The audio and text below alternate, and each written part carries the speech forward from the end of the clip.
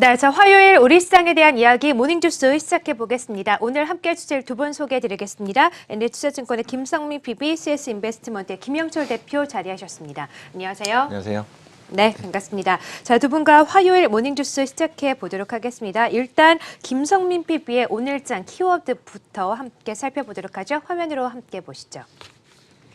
네, 자, 김성민 PB의 오늘장 키워드는 일단 예타 면제 발표를 꼽아주셨습니다. 예타 줄임말을 좀 주셨네요. 네, 예타가 이제 예비 타당성 조사를 좀 말씀하시는 거죠. 그렇죠. 앞서서 저희가 뉴스에서도 전해드렸는데 오늘 이제 40조 원 규모의 예비 타당성 조사 면제 사업 선적 결과를 이제 오늘 발표를 하게 됩니다. 시장에서도 가장 주목하고 있는 이슈이긴 한데 오늘 어떻게 좀 예상을 하고 계십니까? 일단 예비 타당성 네. 그 면제라는 것 이 자체가 이제 정부가 네. 500억 이상의 어떤 의미인지부터 좀 말씀을 해주세요. 아, 그럴까요? 네. 지금 얘기하고 있었는데 일단 정부가 500억 이상의 대규모 사업에 대해서는 그 예산 편성 전에 사업성을 판단하는 그런 제도가 있습니다. 이제 네. 흔히 얘기하는 그 세늘 돈은 맞겠다 이런 부분인데 이 부분을 면제를 하기 시작하면서 상당히 그 절차의 간소화를 좀 따라갈 것 같고요.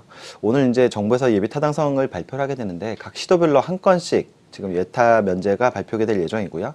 뭐 앞서 뉴스에도 나왔지만 이제 17개 지자체에서 총 33건의 예타 면제 후보 사업을 선정을 했고요. 네. 뭐 전체 예산 규모는 지금 40조에서 60조까지 좀 다양합니다. 특히나 이제 정부가 주로 보통 얘기하는 건설이나 토목, 그 SOC 등을 통해서 지역 균형 발전 뭐 이런 부분들을 좀 모색을 할 거고요. 특히나 국가 성장 동력이 좀 떨어진 상황에서 이 부분들을 좀 고려해서 좀 진행될 것 같습니다. 시장에서는 일단은 토목이나 건설 관련주들, 특히나 이제 철도, 도로 관련주들이 주로 이제 그 예타 면제 사업권에 좀 포함이 되어 있기 때문에 뭐 관련주들의 동향이 좀 오늘 좀 중요하지 않을까 이렇게 좀 보고 있습니다. 네, 그렇군요. 자, 그럼에도 불구하고 일단 국가 재정이 좀 막대하게 투입되는 그렇죠. 사업이다 보니까 예비 타당성 조사 없이 좀 이뤄질 경우에 경제 성과도 좀 없고 오히려 국민 혈세만 낭비할 수도 있다 이런 분석도 함께 제기되고 있는데 이런 부분은 좀 신경을 써야 되겠죠? 그러니까 일각에서는 네. 또 그런 부분도 있습니다. 혈세를 네. 또 낭비하고 예전에 그 그러니까요. 뭐 SOC 사업에 대해서 네. 상당히 저희가 돈을 많이 들였다 워낙 이슈가 막대한 많이 재정이 투입되다 보니까 많았기 때문에 네. 그런 부분들을 또 이제 정부에서는 잘 컨트롤해서 워낙 네. 또 지금 경제 그 성장 엔진이 줄었다, 뭐 감소했다라는 부분들 때문에 좀 상당히 좀 긴급하게 조치를 취하는 것 같습니다. 네, 알겠습니다. 자, 일단 오늘 40조 원 규모의 예비 타당성 면제 사업 확정 발표가 오늘 이뤄지게 되는데 과연 어떤 기업들이 수혜를 받게 될지 시장에서 주목을 그렇죠. 하고 있습니다. 이 부분 잘 이슈로 체크를 해보시고요. 첫 번째 이슈 함께 살펴봤고요. 두 번째 이슈도 함께 보겠습니다. 자, 두 번째 키워드는 국민연금의 수탁자 책임전문위원회 2차 회의를 꼽아주셨습니다.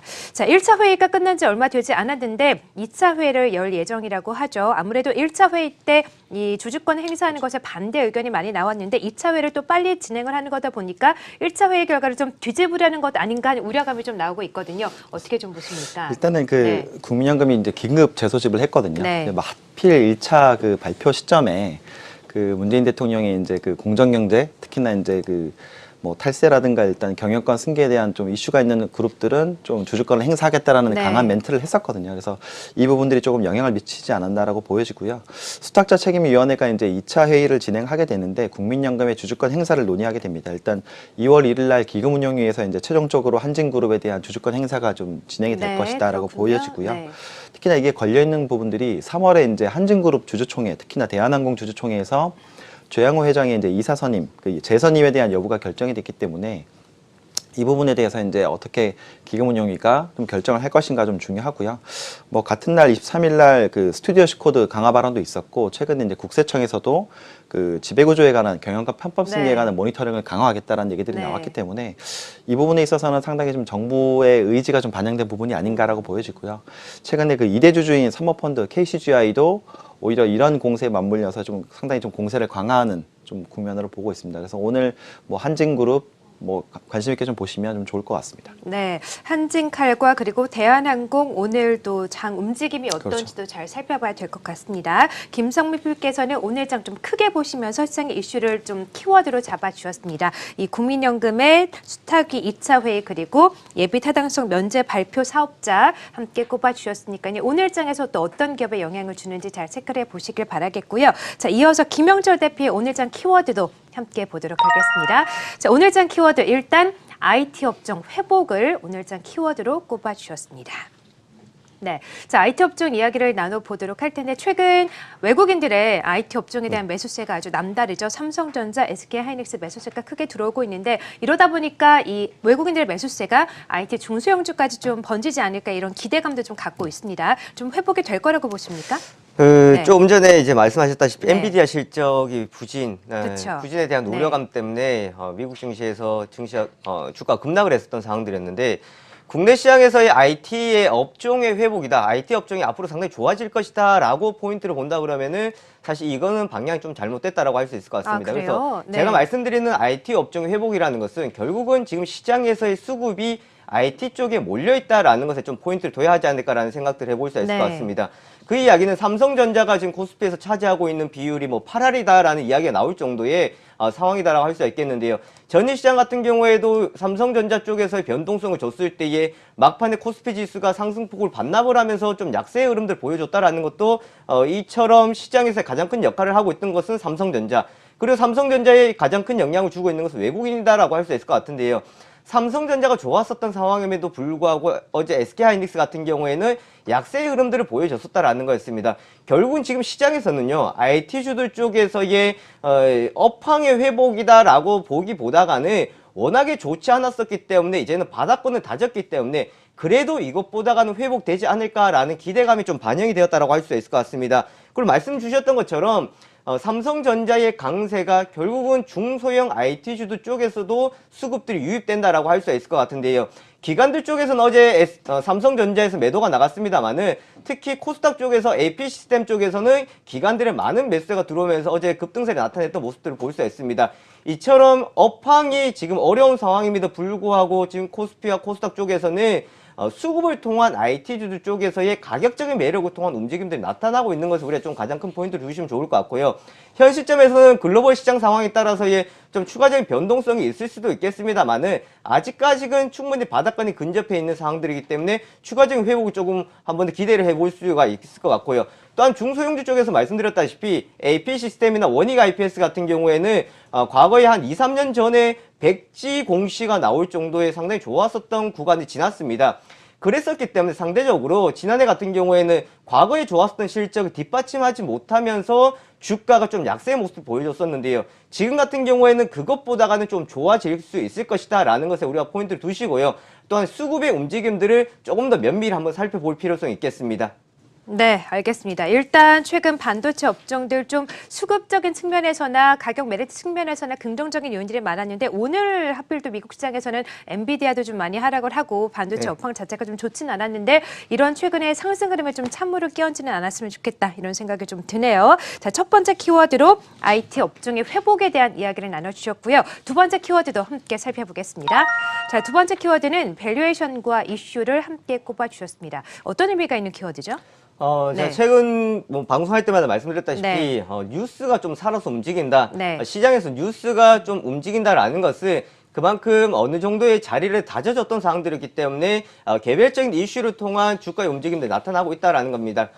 다르게 본다 그러면 최악의 상황들은 좀 면했다라고 할 수 있을 것 같은데요. 지금 시장을 보시면 어제 미국 시장에서도 실적에 대한 우려감 때문에 하락을 했었지 최근 가지고 있는 이벤트에서의 최악의 결과가 나왔다라는 것은 아닙니다. 경계감들이 있는 상황들이기 때문에 시장은 좀 지속적으로 좀 이슈를 통한 움직임, 조금 전에 이제 김성민 PB님께서 말씀해 주셨던 이런 이슈를 통한 움직임들도 우리가 한번 기대를 해볼 수 있을 것 같고요. 또한 밸류에이션에 따른 접근이다라고 말씀드렸었는데 같은 값이면 과대 낙폭 많이 떨어져 있는 것들 쪽에서의 추가적인 회복에 좀 우리가 초점을 둬야 될 것 같습니다. 최근 외국인들 같은 경우에는 바스켓을 통한 매매가 많이 들어오고 있다고 할 수 있을 것 같은데요.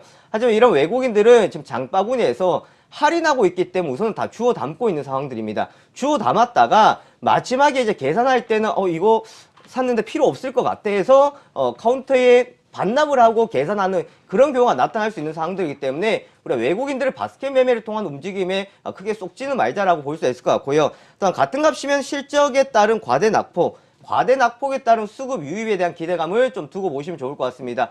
또한 바이오주도 쪽에서 옥석 가리기다라고 할 수 있을 것 같은데요. 어제 같은 경우에도 바이오주도 쪽에서의 옥석 가리기가 좀 나타나는 상황들이었기 때문에 이러한 실적에 따른 밸류에이션의 매력을 통한 접근이 필요한 구간에 왔다라고 할 수 있겠습니다. 네, 알겠습니다. 자, 시장이 조금씩 상승하고 있기 때문에 이런 시장 속에서 낙폭과 대주 관심을 가져보고 또 바이오 업종 중에서도 옥석을 가려보자라고 이제 오늘장 키워드를 주셨고요. 자, 그러면 두 분의 키워드를 토대로 오늘장 전략을 함께 짜보겠습니다. 자, 김성필 PD는 오늘 전략 어떻게 짜시겠습니까? 일단 뭐 이번 주가 지나면 바로 이제 구정 네.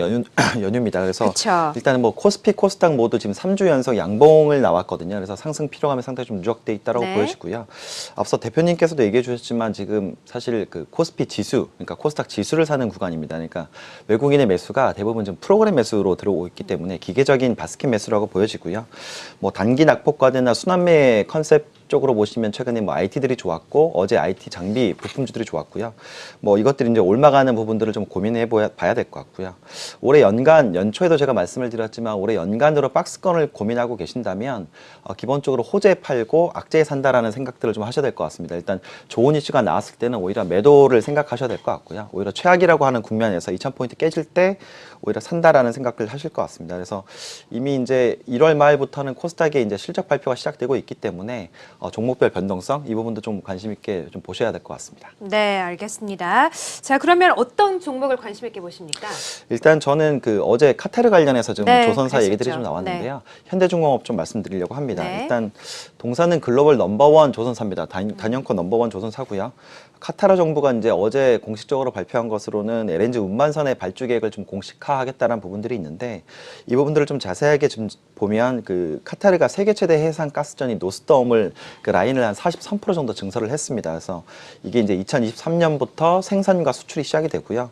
그 카타르는 아마 그 카타르 그 페트롤리엄이라고 해서 큐피라고 하는 LNG 그 수출 최대 국입니다. 그래서 이 부분들이 오히려 한국에 있어서는 상당히 지금 LNG 수출 운반선 관련해서는 상당히 좀 수주로 이어질 수 있을 것 같고요. 그 이번에 카타르가 발주하려고 하는 선박의 크기 또한 그 기존 제품보다 20-30% 크기 때문에 지금 수주 정보가 늘고 그다음에 선가가 늘고 있고요. 그다음에 이제 제품 가격이 올라가고 있기 때문에 이 부분들이 상당히 좀 의미가 있을 것 같고요.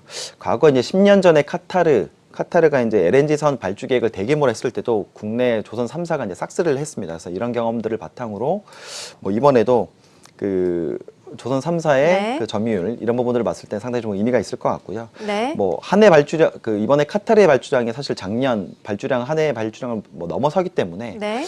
이 부분들이 오히려 저희가 이제 수주를 시작할 때는 뭐 앞서 말씀드렸지만 그 호재 팔고 악재 사는 그러니까 현재는 기대감이 좀 있는 상황이기 때문에 뭐 2월에는 좀 관심 있게 가져보시면 되지 않을까 이렇게 보고 있습니다. 네, 자 카타르가 LNG 운반선 발주 계획을 공식화했는데 일단 현대중공업을 관심 종목으로 보셨고요. 자 그리고 전략과 종목을 한꺼번에 좀 말씀 부탁드릴게요. 네, 우선 종목별로 좀 접근 포인트를 둬야 네. 되겠다라는 겁니다. 지금 지수의 움직임들에 따라서 우리가 나 이 종목 지수가 회복될 것 같으니까 이 종목 들어가야 되겠다라는 생각보다는 종목 개별적인 호재와 개별적인 실적에 따른 접근이 필요하다라고 할 수 있을 것 같고요. 또 장 초반과 장 후반에 좀 차이점이 많이 나타나고 있다라고 우리는 좀 포인트 잡고 가셔야 될 것 같습니다. 초반에 상승하거나 초반에 하락한다고 하더라도 중후반의 흐름들이 달라지고 있는 상황들이기 때문에 장중 내내 우리가 좀 시장에 대해서 안정적으로 흘러갈 수 있는 것이 아니라 변동성에 좀 포인트를 둬야 될 것 같고요. 지금 중요한 것은 외국인들의 수급이다라는 말씀을 계속 드리고 있습니다만은 네. 사실 여기서 외국인들 수급의 전환이 한번 이루어진다. 나가면 다시 들어오겠다 생각할 수 있을 것 같은데요. 외국인들 수급이 한번 나가는 날은 우리가 조금 더 길게 한번 쉬어간다는 생각을 보시고 네. 오늘 시장에서도 외국인들 수급에 좀 초점을 두시면 좋을 것 같습니다. 네. 이런 흐름에 우리가 같이 또 볼 수 있는 종목은 에코프로라는 종목인데요. 그렇군요. 에코프로 같은 경우에는 전방 산업이 리튬 2차 전지 산업을 진행을 하고 있습니다. 과거에 전기차 관련주들을 해서 시장에서 가장 이슈가 많이 되고 있었던 상황들이었는데 최근 들어서는 주가들이 좀 하락을 하면서 좀 지지부진한 모습들을 보여줬었습니다. 하지만 이제는 실질적인 성장세를 나타내야 되는 포인트에 왔다라고 할 수가 있겠는데요. 전기차의 본격적인 성장에 진입했다라고 할 수 있을 것 같습니다. 또한 이제는 대중화에 들어와 있는 상황들이기 때문에요. 앞으로의 수요는 전체적으로 전 세계적으로 늘어날 것을 보여지고 있겠고 에코프로 같은 경우에는 NCL 수요가 증가하고 있다라는 것, 특히나 자회사인 에코프로 BM을 통해 가지고 실적의 증가성이 눈에 띄게 나타나고 있다라는 것을 볼 수가 있을 것 같습니다. 그래서 기대가뿐만 아니라 실적의 증가다라고 할 수 있겠는데요. 2018년도 실적이 영업이 600억 원에 이어서 2020년도에는 1,500억 정도에 이를 것이다라는 기대감이 있는 상황들이기 때문에 앞으로 에코프로 같은 경우에는 지금 현재 주가는 상당히 매력적인 구간이다라고 할 수 있겠습니다. 주가가 한 단계 레벨업 되었다라는 것은요. 글로벌 악재가 있었던 지난해 10월달, 11월달 같은 경우에 주가는 하락을 했습니다만은 3만 원대로 유지해줬다라는 것은 그럼에도 불구하고 이 자리는 지켜줬다. 앞으로는 이제 조금 더 회복될 구간만 남아있다라고 볼 수 있겠습니다. 네, 알겠습니다. 자, 오늘 시장에서도 외국인들의 매수를 집중해보는 가운데 관심 종목으로 에코프로를 주셨습니다. 저는 두 분과 함께 모닝투스 함께했고요. 인사드리겠습니다. 고맙습니다. 네. 네, 굿모닝 투자의 아침 저희가 준비한 소식은 여기까지입니다. 행복한 투자하시고요. 저희는 내일 아침 6시에 뵙겠습니다. 고맙습니다.